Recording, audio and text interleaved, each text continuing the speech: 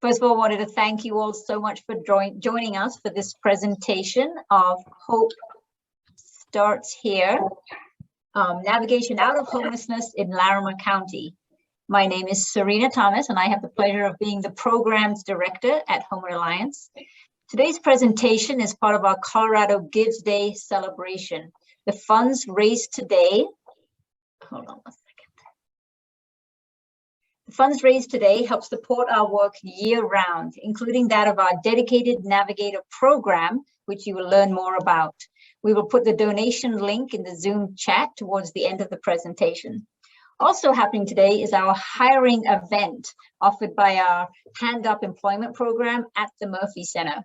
From now until 2:30 p.m., people experiencing homelessness and housing insecurity can gain support on their job search, talk to local recruiters, access our career closet, and much more. We will have a question and answer period at the end of the presentation, so please go ahead and put any questions you have in the chat, and we will answer them towards the end. Okay, David, if you can go to the first slide.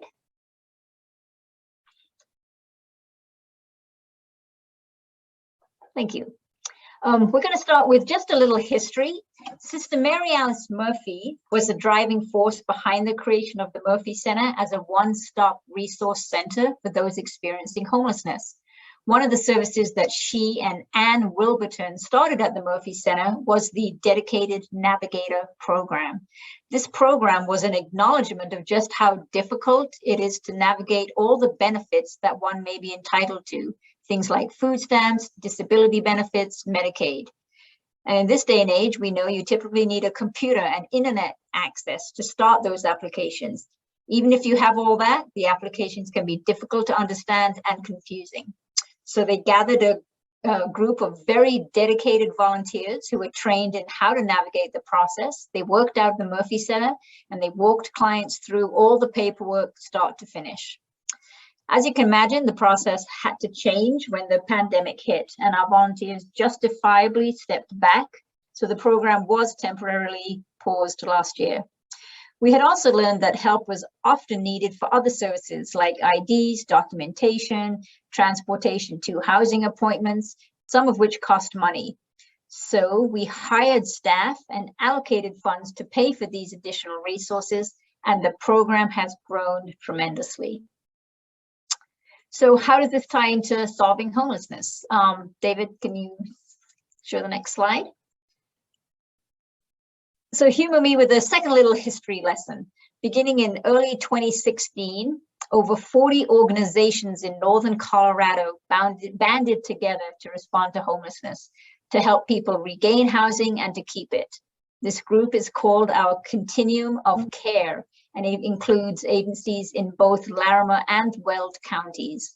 These agencies are experts in the fields of overnight shelters, disabilities, housing units, rent support, supportive services, domestic violence, veteran needs. And together we maintain one list of everyone we know who is experiencing homelessness. We hold weekly conference calls involving dozens of these housing and case managers. During these calls, those who need housing are identified, the urgency is determined, and they are matched with available housing vouchers and units. Next slide, David. So how does one get on this list? This is where the dedicated navigators come in. This is another service that they provide. When someone comes into the Murphy Center or to any one of our other locations that our navigators are stationed, if they are experiencing homelessness, our navigators can collect the necessary data to get on the list. This is data that is needed to assess their vulnerability and priority, determine what level of ongoing support is needed, if any, which housing program suits them best, and get them on the list that we all share. This coordinated entry, as it's called, is a best practice, and using our dedicated navigators to do it results in a more fair, consistent, and equitable distribution of housing resources. So Sabrina Jones manages our dedicated navigator program. So she's going to speak now, explaining more about the data, how we collect it, and how it's used. And David, you can get to the next slide. Thanks, Serena. So I'd like to talk to you all about what data we collect. So there is an assessment that is used by those 40 different agencies, and data is collected from that assessment. There are different assessments for different situations. So we have a justice discharge assessment. That's for people that are incarcerated or recently incarcerated. We have an assessment for veterans who have served in the military, an assessment for families, an assessment for single adults, and one for transition-aged youth. So those are younger adults in our community, about 18 to 24. So the data that is collected in the assessment is housing and homelessness history. So that includes questions like, have you had a lease or mortgage in your name before? How long have you experienced homelessness? Another section of that assessment is risks. So those questions are getting at how many times someone has used emergency services, like the hospital, police contact, crisis service, and things like that. We also collect data about socialization and daily functioning. Those questions are about if someone can access food, water, and clothing when they need it, how they manage their money, and different things like that about their daily functioning. The last section of the assessment is about wellness, and those questions are about physical health, mental health, substance use, medications, abuse, and trauma. So that data is collected and it is made into a score, and each person's score and name is put onto a shared list. And that is a shared list of people that are experiencing homelessness in our community. The list is not a traditional wait list. In traditional housing wait list, the person that's been on the list the longest gets the resource. This actually prioritizes people based on need and vulnerability. So agencies in the community get together weekly to talk about the different cases, and that's called a case conferencing meeting. So there's different case conferencing meetings for families, single adults, veterans, etc. And by meeting weekly, the resources are allowed to be prioritized by need and specialized for each person in a way. For example, somebody with really high needs and somebody who's been homeless for a long time and has some complex needs would be offered a resource in something called permanent supportive housing. And that is where there is case managers, front desk, a therapist, and security on staff.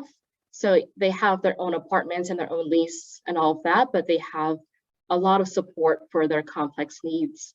On the other side of the spectrum is somebody that doesn't need a lot of those things, and they would be referred for something called rapid rehousing. And rapid rehousing is where there's a lot of financial support and case management at the beginning, and then that slowly fades away to where the person is self-sufficient and they are paying their rent on their own, accessing resources in the community, and they are just good to go. Before we did assessments and case conferencing and the shared list, different nonprofits had housing vouchers and they would assign them to their clients. And so that had some flaws in it, and that's why we founded, or not founded, but that's why we used Continuum of Care and coordinated entry. So that led to sometimes people being mismatched, where somebody that doesn't need a lot of support might be assigned a housing resource where they have too much support, and vice versa. So yeah, now I'd like to talk to you about some other free services that we offer through our dedicated Navigator program. So we offer identification. So we pay for people's identification, like photo IDs, social security cards, and birth certificates. It's really hard to get housing or employment without an ID. It's basically impossible.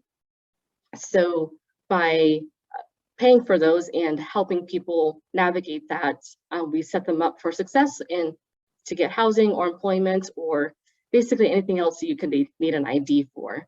We also help people apply for government benefits. The two most common benefits that people apply for with our dedicated Navigator program are food stamps and Medicaid. Food stamps is a government benefit where you are given a debit card that can only be used for food, and you can use that at grocery stores, some gas stations, basically just to get the food you need. And Medicaid is health insurance.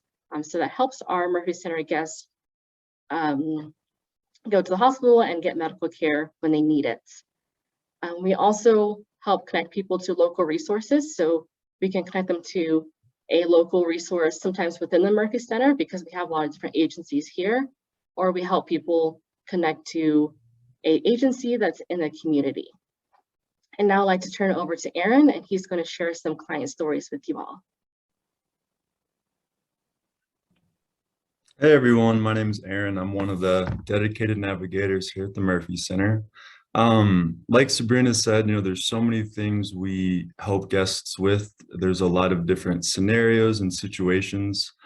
One that I want to start out with is someone that came in just seeking an ID. He was, wanting help with his taxes. And, he met with the dedicated navigator. And we kept meeting with them and helping him getting connected to resources. And, eventually he was diagnosed with a terminal illness, and housing is the biggest thing that him and his wife were in need of.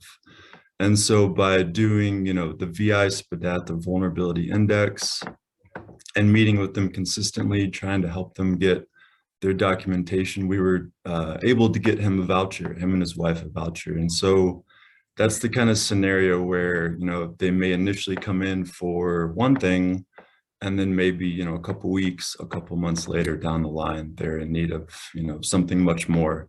And so by meeting with the dedicated navigator, he was able to get a housing opportunity and find some kind of comfort as he's dealing with his terminal illness.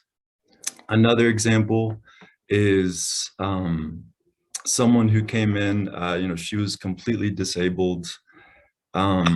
She had public benefits, she had cash assistance, but not a lot of money to pay for any kind of rents. That's one thing that a lot of our guests deal with, is they may have access to some public benefits, but they also can't afford any kind of resources that most people can't afford in the area.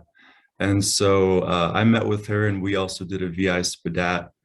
And through that assessment and through advocating to all the housing voucher programs, we were able to get her into Mason Place, which is a full wraparound service facility like Sabrina was talking about. And so she was able to move in. She has access to case management. She has a room on the first floor, so she can access outside and inside, even though she's in a wheelchair. And so I know she's much more comfortable than she was before that. Another example is, we've recently partnered up with UC Health. A lot of times the case managers there will have people come in who have higher needs than they can help with. And so they'll refer them over to us, and we meet with them. And one example of that is there was a client who was at UC Health, and she didn't have heat in her apartment. And, as we all know, we're getting into the winter months. It's very cold. And so that's definitely a need that she's in need of. And so they referred her over to us. We met, and we wrote a letter, and we kind of stated a few things that the apartment complex was rules that they were breaking. And so through that, she was able to get her heat turned back on. And, every now and then we'll check in with her and see how she's doing. And she's definitely in a much better spot than she was just a couple months ago. And one last thing I want to touch on is, one population that really struggles with getting resources is people that are discharged from incarceration.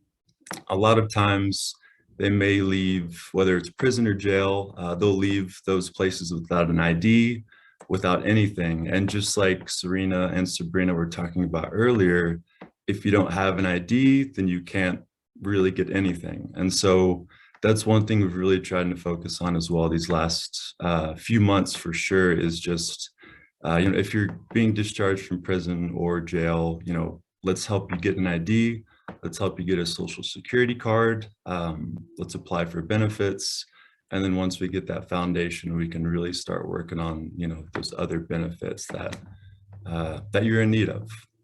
And so, yeah, those are just a few examples. You know, with dedicated navigation, it's such a broad term that we can really meet with anyone that's experiencing homelessness or at risk of homelessness. And if it's something that we've never really come across before, we can at the very least meet with them and see what we can do, see what resources we can get them connected to, or find someone that is an expert in that area and get them connected to them. I believe we're going to questions next. Is that right? Awesome. Yes, and we do have one question in the chat. What is the current agreed upon number, Homeward Alliance's number of chronically homeless individuals in Fort Collins? David, do you want to take that one? Yeah, absolutely. I'll emphasize first that the short answer to your question is about 500 people. And the definition of chronic homelessness would be people who have a disabling condition and have been homeless for a year or longer, or have multiple instances of homelessness within the last, I believe it's 3 years, that add up to a year cumulatively. So essentially, we're talking about people who are experiencing homelessness for more than just sort of an episodic period of time, but also have a disabling condition. That's an important distinction that I think gets lost, is the disabling condition.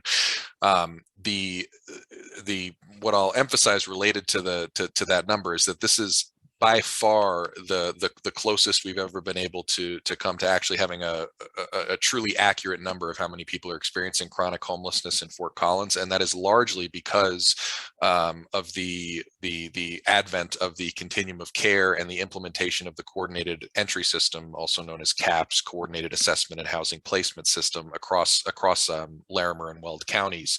For the first time in our history as a region, we have a large number of agencies, and a large enough number of agencies to actually have, you know, meaningful community level data, entering data into a shared system that we can then look to see without duplication how many people are actually experiencing chronic homelessness across the region.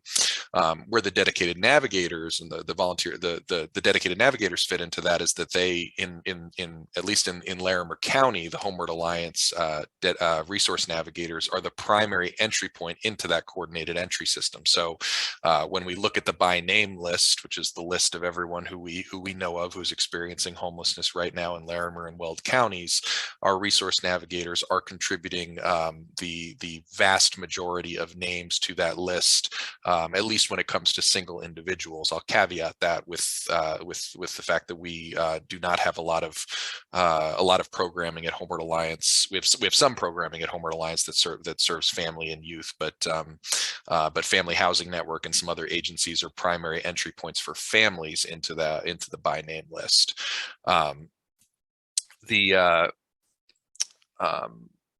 Let's see, there's a question from how do the volunteers in the Navigator program fit in? So Serena, do you want to take that question? Yes, I do want to clarify that when the programs, as I told you, when the program started, it was all volunteer run. And at that time, the program was named the Dedicated Navigator Program. So that is the overarching name for our program and the volunteers and the services we provide. When we hired staff, we are calling them resource navigators under the Dedicated Navigator Program, and our volunteers are still called Dedicated Navigators. And I understand this question being from Richard, because he and I have talked about him being a volunteer in the program, and he might already be. I'm sorry, I'm not up to where you are in the process, but I'll let Sabrina explain the difference between what the volunteer dedicated navigators do and the paid staff resource navigators. Yeah, so the dedicated navigator volunteers, they help strictly with benefits, and the resource navigators help with benefits and also everything else like housing navigation, assessments, getting IDs and birth certificates, and any other tasks like that. and the program is very popular among our guests at the Murphy Center. So we have the need for the volunteers to augment the program as well as our staff. And just to give a few numbers to add to this conversation, the benefits that we're talking about. Oh, thank you, Jessica. Just put it in the chat. Medicaid, old age pension, CHP plus, food stamps, which is SNAP, and also Medicaid, Medicare enrollment. Excuse me. This year so far, and well, by the end of December, we expect that we will have helped clients in the Dedicated Navigator program obtain about $1.5 million in potential annual benefits, which is by far our largest total in the history of the program. And it speaks to the fact that we're now able to utilize both paid staff members and volunteers to help with that. That's a number that just would not have been plausible with just staff or with just volunteers. We've also helped about 500 different individuals obtain birth certificates or identifications so far this year through the Navigator program, which is a huge. We operate according to a housing first philosophy, which basically says that housing is a prerequisite to everything else. That our first goal, regardless of a person's circumstance, whether they have income or not, whether they have a job or not, our first goal is to get people into housing, because once in housing, it is far easier to address whatever underlying issues are had been preventing them from obtaining housing in the first place. Now, having said that, getting into housing requires, in a lot of cases, people to have certain documents, and our Resource Navigator team has been able to fill that gap and help astronomical numbers of people, like I said, 500 already this year, obtain those documents and be sort of, we hate to use the term housing ready, because we believe everybody's ready for housing the moment they come into our building, but it makes them at least eligible to apply for certain units that they otherwise wouldn't be able to. We now have, there's a question in the chat from Terry and Leroy about Dedicated Navigator services in Loveland. I don't want to get all the locations wrong, but we do have the Resource Navigators present in Loveland now. Sabrina, Serena, Aaron, can one of you say what the locations are there?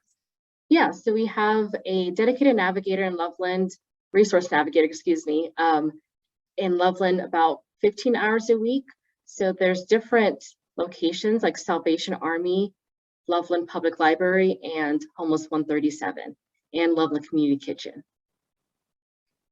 Thank you. Alani asked. Let me add to that real quick.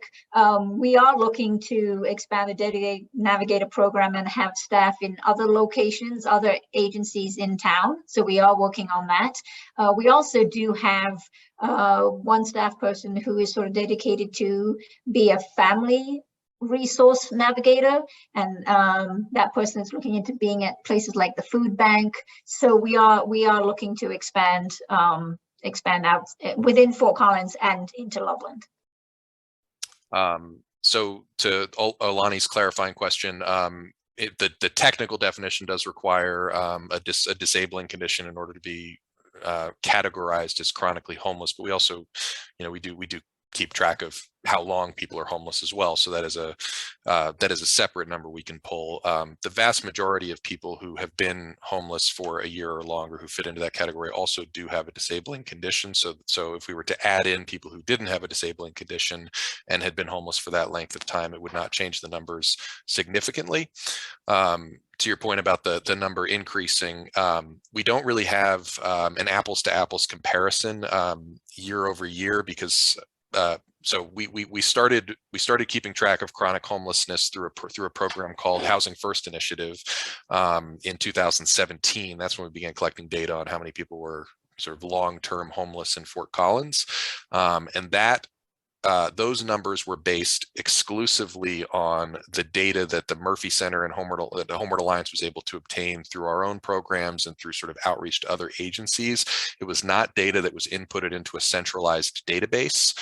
When we became our own official Continuum of Care in 2020, we were able to launch our own instance of HMIS, Homeless Management Information System, our own regional database, and start onboarding more and more agencies into that database. So the number that we're citing now, around 500 people, is a number that's pulled directly from that database, which incorporates a lot more agencies than the number that we had been using before. So any increase compared to a number that we had seen in years past is mostly going to be attributed to the fact that we have more agencies inputting data into that. And thanks, Pam put the definition of chronic homelessness, a little bit of a confusing definition. Lisa had asked if we often see that a past due utility balance has prevented someone from obtaining a residence. We do see that, and we do pay utilities quite a. We do pay outstanding utility balances quite a bit. We also have begun paying back rent quite a bit. We've seen that in the last. I would say in the last, I'd have to look at the numbers exactly, but in the last 3 to 6 months, we've seen a significant increase in people coming to us with large amounts of money owed to previous landlords that is preventing them from obtaining a new residence. And we are able to, not just through the dedicated Navigator program, it's through some of our other case management programs. We have some funding that allows us to pay for pretty large sums of back rent for families. There's also government funding. It's actually COVID relief dollars that allows us and some other subrecipients. Family Housing Network is one of them, actually, that allow us to pay back rent as long as that back rent has not been sent to a collection agency yet. So there's a stipulation in a lot of government funding that they will not pay back rent when it is held by a collection agency. We have flexible funding that allows us, in the case of families, to pay for back rent if it's already gone to a collection agency. So we've been able to help people overcome those barriers.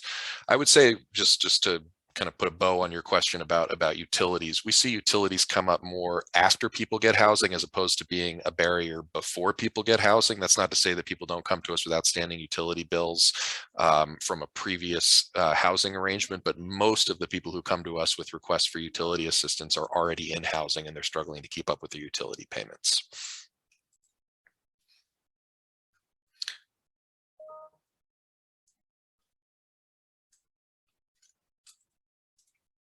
Did you want to give us some of our amazing housing numbers, outcomes, David?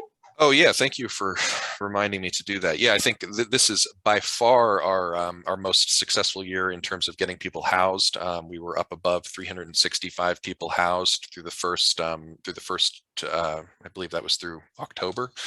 And so we're expecting to help more than 400 people get housed this year. A lot of that is due to a nice influx of resources and COVID relief dollars that's allowed us to expand some of our existing programs and launch new programs. I would say the most noteworthy housing program that we've been able to launch that's brand new is our Rapid Rehousing program. Rapid Rehousing is an intervention through which we provide short-term rental assistance and/or short-term case management to people escaping homelessness, with the idea that those households will eventually be able to pay for their rent on their own. We've housed more than 50 households through that program already this year. So that's bolstered our numbers quite a bit, and we're hoping that the funding for that continues. There's also been an influx of housing vouchers into our community, again, mostly through COVID relief dollars, but in this case, the resources are largely permanent. And so for the first time in many years, Housing Catalyst was able to open up their wait list in a much more. Housing Catalyst, our local housing authority, which manages the housing vouchers for our community, was able to open its wait list up in a much more robust way than in years past. And then earlier this year, we also had the opening of Housing Catalyst's Mason Place Permanent Supportive Housing Project, which is a 60 unit housing project for people who are escaping homelessness. That has been obviously bolstered by the resource navigators, who are really the front door in a lot of cases for people who exit homelessness into one of those housing programs. I don't have exact numbers, but I think we'll be in. I think we'll end up being probably over 100 people this year who accessed resource navigation services, and then got housing after accessing resource navigation services. I think this was sort of implied, but I also think it's worth mentioning that mentioning again, if it wasn't said explicitly, I apologize if it was, that the resource navigators also they conduct intakes that allow people to be entered into our coordinated entry system and our by name list, but they're also the primary individuals conducting intakes at the Murphy Center, our community's hub of resources for people experiencing homelessness. So when people come to the Murphy Center, they are receiving, or they're participating in an intake that both allows them to access services at the Murphy Center on an ongoing basis, which is a conglomerate of 20 different agencies providing a whole bunch of different services under one roof, and then simultaneously get added to our region's coordinated entry system. Sorry, I'm sort of a bit of a talker, but I'll just add this, and then I'll look and see if there are other questions. In the past, in the past, before we had a robust coordinated entry system, the way things looked were, it was a lot more haphazard, the assignment of housing resources and sort of who obtained housing. This is a much more equitable way of ensuring that people are assigned to housing resources quickly and equitably. So a good example would be if you had, let's say you had 2 or 3 agencies that had the majority of the housing units, and you had 2 or 3 agencies that had the majority of the case management capacity that might be needed to help people retain housing on an ongoing basis, in a system that's not sort of organized, where you're not evaluating or assessing people according to the same instrument and putting people on a single list.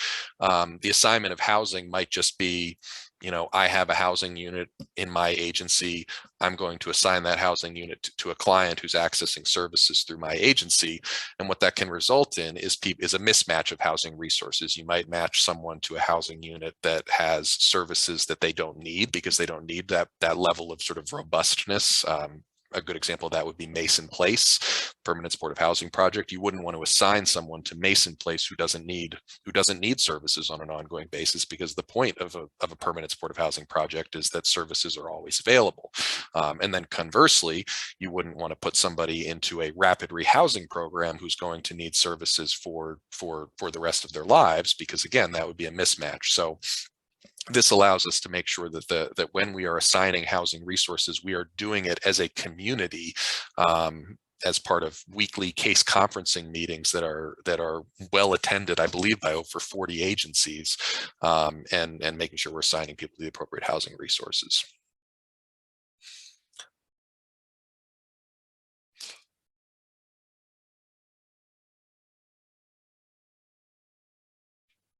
Yeah, Alani made a great point about families and children.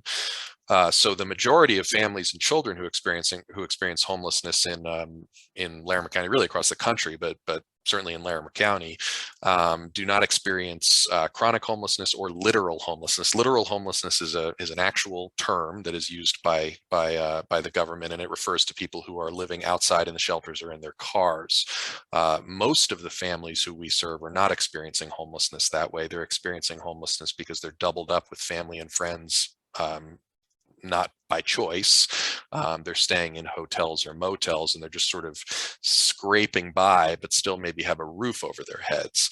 And so that's why it's always an important caveat to say that while we have 500 people experiencing chronic homelessness in Fort Collins right now, the Poudre School District consistently reports over 1,000 children experiencing homelessness within the district. And between, yes, it does, literal homelessness does include RV living.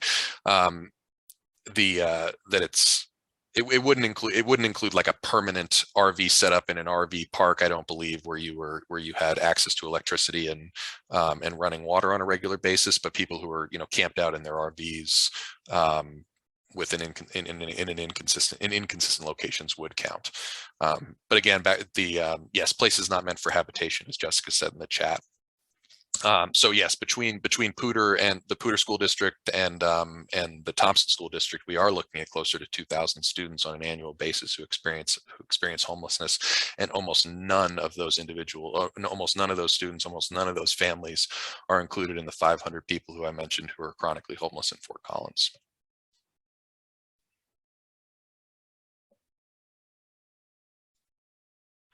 And when those families do come to us, that's who we work with throughout our family resource navigator versus our navigators at the Murphy Center. But similar resources are available.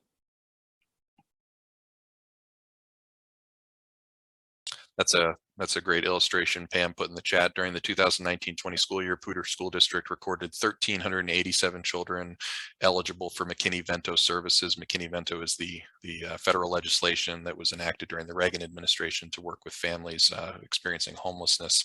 And the definition of homelessness there includes families who are doubled up or living in motels and shelters. And so out of those 1,387, 1,137 were double or tripled up due to economic hardship. 125 were unsheltered and 68 were residing in motels. So as you can see, the vast majority are doubled or tripled up.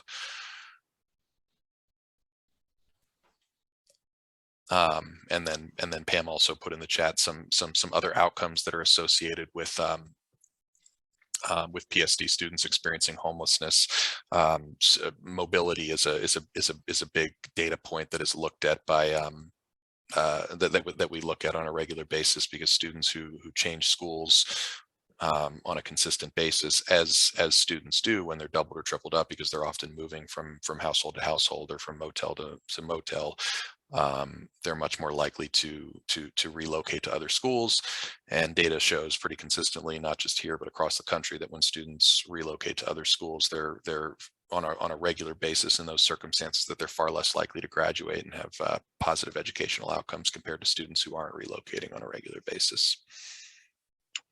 Our local expert in family sheltering is Family Housing Network, and they are part of the Continuum of Care that we mentioned, the 40 agencies that come together, use the same list, and do the case conferencing together. So we work closely with them.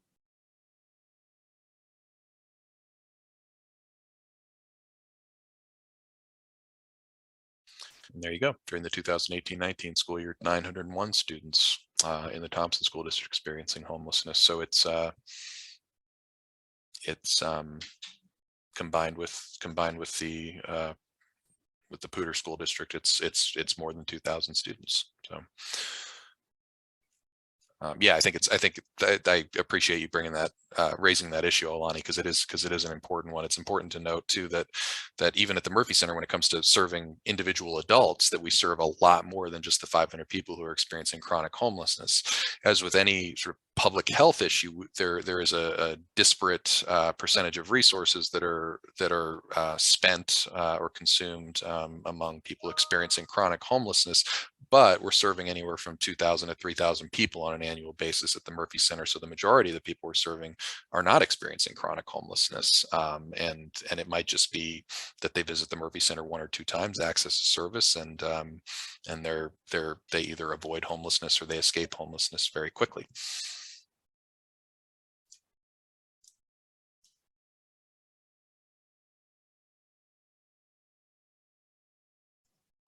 Are there other questions? So people can feel free to vocalize questions if they'd like to. If you'd rather not put it in the chat.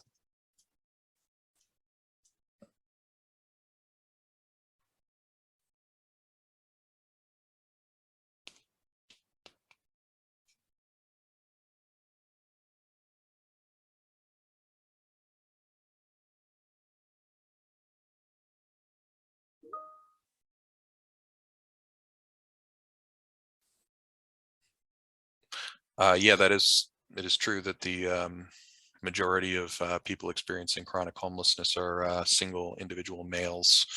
It's not the majority of people experiencing homelessness across the community, but definitely among people who are chronically homeless. And so we we assign resources. So for example, we assign, case managers to people escaping homelessness, or housing vouchers to people escaping homelessness based on vulnerability scores, and case conferencing calls with other agencies. And so I think it's fair to say that that ratio of male to female holds true in our case management program, since the majority of people who are experiencing homelessness or chronic homelessness specifically are single individual males. We tend to serve, we do serve a disproportionate percentage of individual males through our longer term case management programs as well. The supervisor for our for the navigators is Sabrina.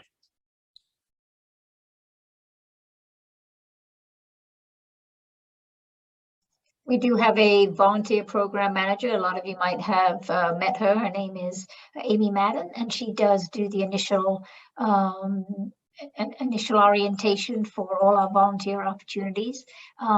But once someone's selected a program they want to help with, they go to that specific program manager, and in the dedicated navigator case, that is Sabrina.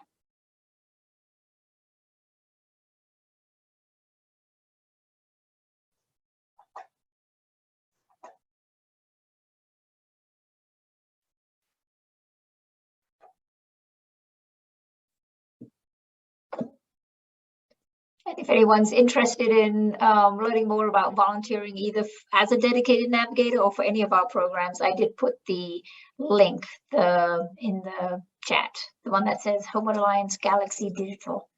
That's the link to our volunteer opportunities. And Pam, our development director, was Johnny on the spot putting, if you're interested in donating for Colorado Gives Day, there's the link. This is it's a big fundraising day for us and for other nonprofits throughout the community. So consider supporting your local nonprofits. And Pam also did put in the chat all our email addresses in case you have any other questions you'd like to send us or think of anything that you'd want follow up with.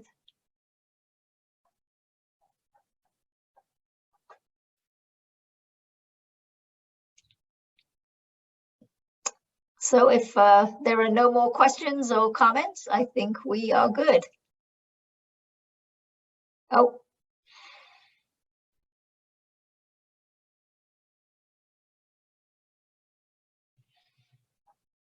Jackie, do you want to answer that question, the latest question?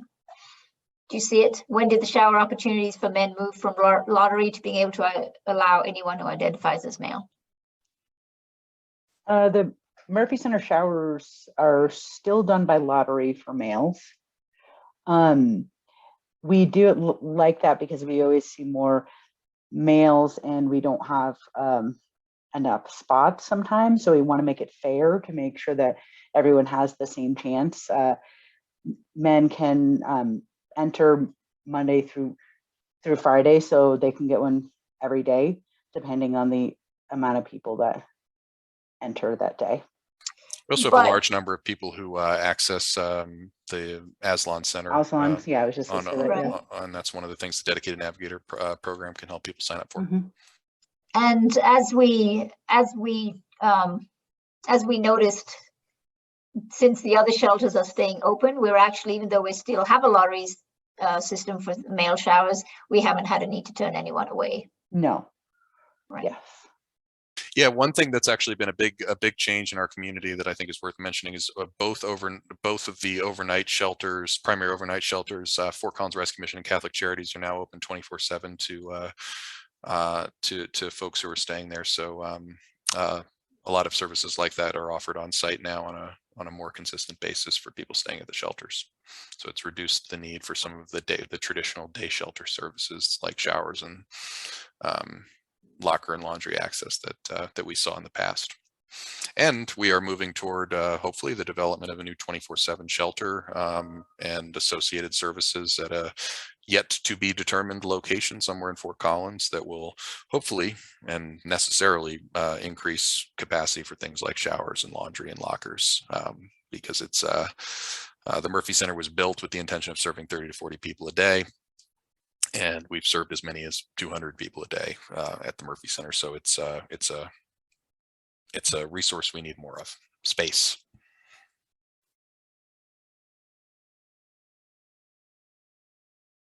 Yes, sorry.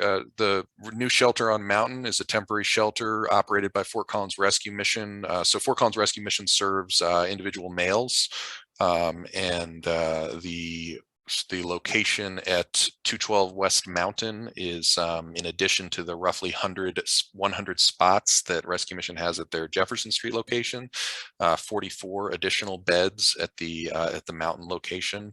That, combined with capacity at Catholic Charities and Family Housing Network for families, has meant that since that location opened up, we have not had to, I say we, although we don't operate overnight shelter, we as a community have not had to turn anyone away for shelter. So necessary expansion. Rescue Mission served as many as 150 individual males on a single night last year. And so this shelter, this overflow shelter, brings them back up to that capacity so that they're able to serve that many people.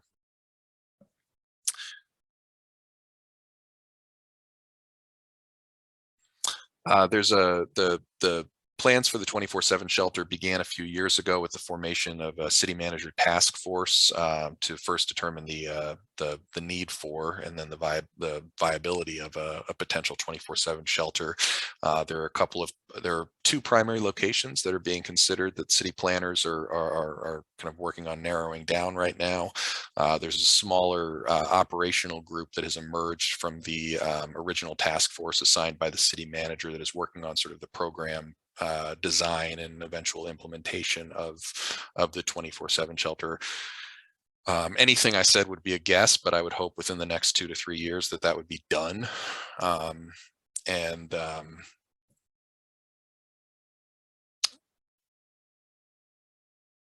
yeah, I mean, I think the in terms of services available, obviously all of the sort of basic needs services that we offer at the Murphy Center that the shelters offer at their locations would be front and center. One of the primary and I think most significant things that we are pushing for is the addition of a medical clinic to specifically serve people experiencing homelessness. That has long been a goal for us, to have a clinic that is serving that population, that is serving this population specifically. So we're hoping that's added.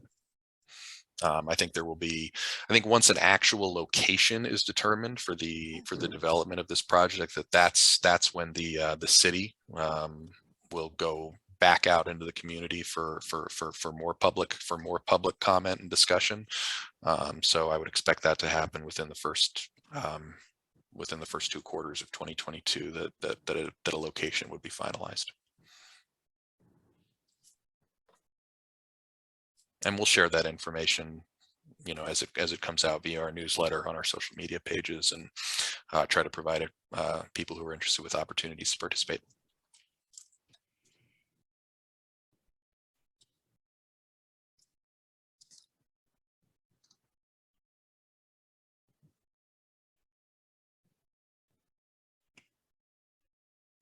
Thank you, everyone, so much for joining us and learning more about our programs. Like we said, if you have any follow-up questions, our email addresses are in the chat and on our website if you need to get a hold of us. Other than that, thank you so much and have a great rest of the week.